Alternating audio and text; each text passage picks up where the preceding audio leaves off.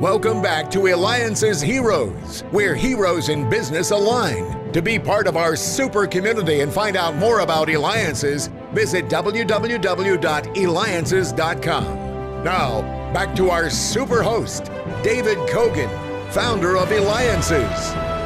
Thank you again. I got to tell you, I'm still bouncing off the wall from this morning hero show. I mean, we started off the show with the president of the Chamber of Commerce. We did the president, too, of the CEO and of a Republic Bank, Arizona Bank. I mean, huge bank here, local bank. We also just had the top-ranked memory athlete in the world. This guy holds 7 world records for memory. Just incredible. But you got to make sure you listen real carefully to our next hero. You know how sometimes you maybe send or receive a bouquet of flowers, and you go, you know what, that's nice. Okay, that's cool. Well, warning. You're going to get hungry from this interview because today we have an outstanding example and supporter of American entrepreneurialism. All right. Tariq Farid is the founder and chief executive officer of, which you all should know this brand, Edible Arrangements. That's Edible Arrangements, and you can go to edible.com. I mean, he's a pioneer and worldwide leader in high quality designed fresh fruit arrangements. I mean, this is bouquets you can eat. So I got to ask you, what inspired you to start your company, Edible Arrangements?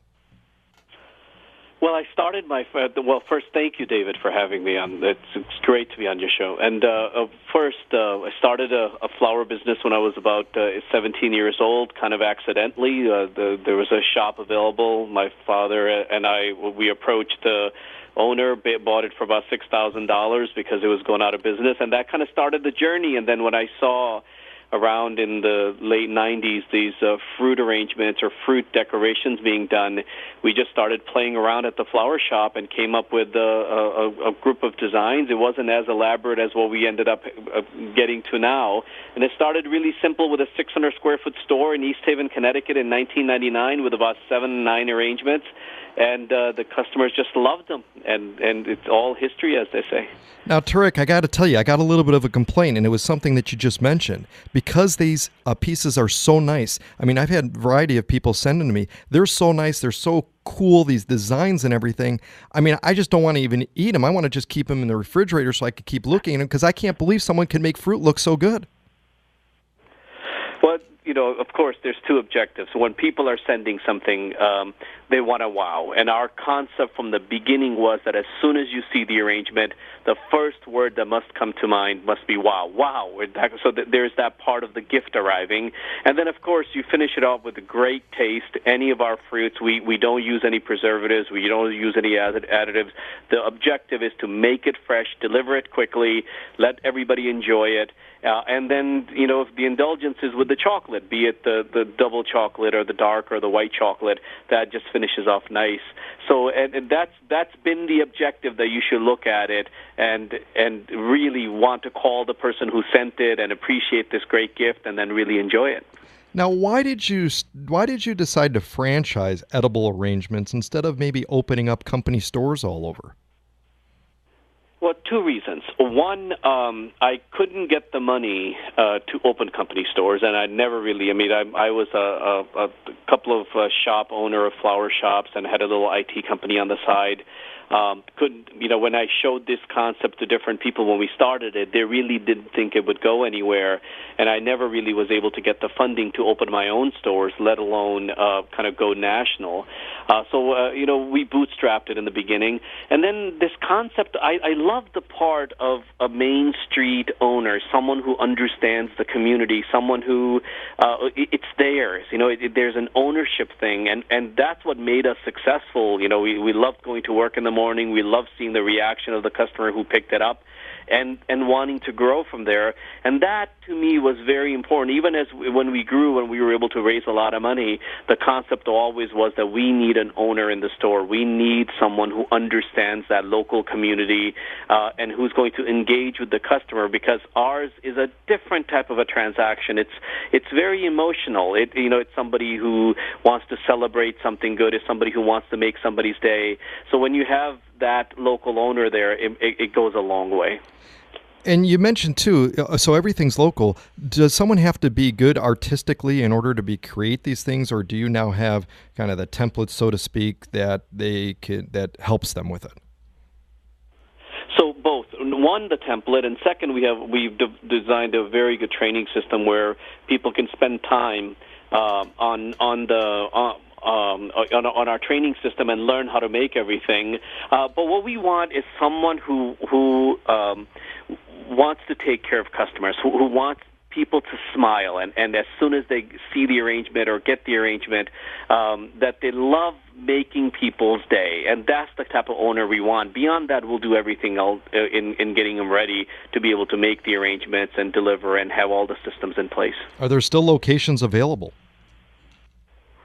Oh, of course, yes. We have. In the U.S., we'll probably have another 600 to 700 locations before we've kind of established all the different areas. We're at about 1,300 locations right now, and it's still a long way to go. But it's not necessarily how many more locations we open, but the experience at those locations. So we have a pretty good footprint, but still a long way to go.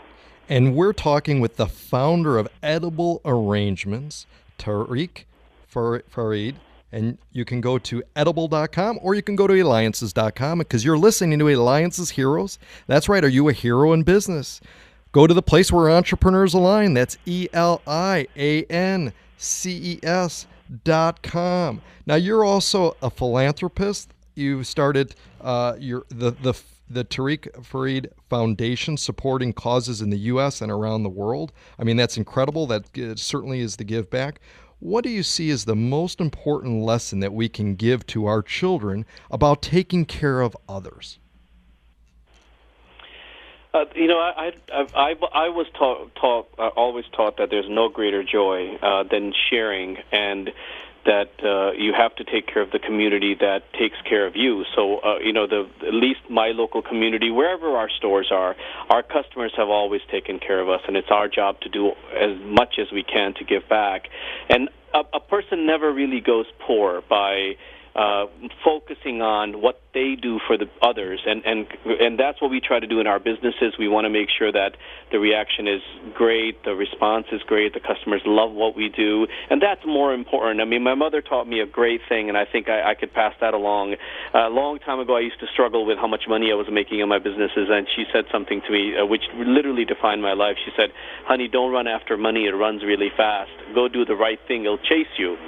And after that, I only focused on doing the right thing, and there were never a moment that I didn't have money. Even when I had to give a little more than I was planning to give, I always got it back. And there's just karma, or whatever you want to call it. I think we have to instill that in the next generation. If you want to be successful, you better focus a lot on what you do for others. And, I mean, you're doing so much. You're creating jobs. You're creating the opportunity for people to be able to go into their business. We've got a little less than a minute left. I mean, you were born in Pakistan. You immigrated to the U.S. when you were 11. That in itself is just such a challenge in that. You ever wonder what you would have done had you not come to the U.S.? Oh, I hate to imagine that. I mean, I don't think I would have accomplished anything close to what I've accomplished by being in the U.S. It was such a blessing, and a lot of this give back has to do with because the community and the country has done so much for me. And it's easy. It's easy to. All you have to do is look at the people you're growing up with. They're not any different than you, but they're struggling. And it's really the country, the environment, the people that give you that opportunity. That as you work hard, you're rewarded. So I'm very, very lucky. Again, we're talking to the founder. You can go to edible.com, the founder of Edible Arrangements. The American entrepreneur spirit is alive and well, as we could see every week on our show. And Tariq Farid is definitely one of those heroes we showcase because he built his business from nothing to over 480 million and creating the systems to run it, more than 1,300 plus franchises. He employs and even takes care of others at home and around the world. That is our hero for today. Thank you so much, David Cogan with Eliances.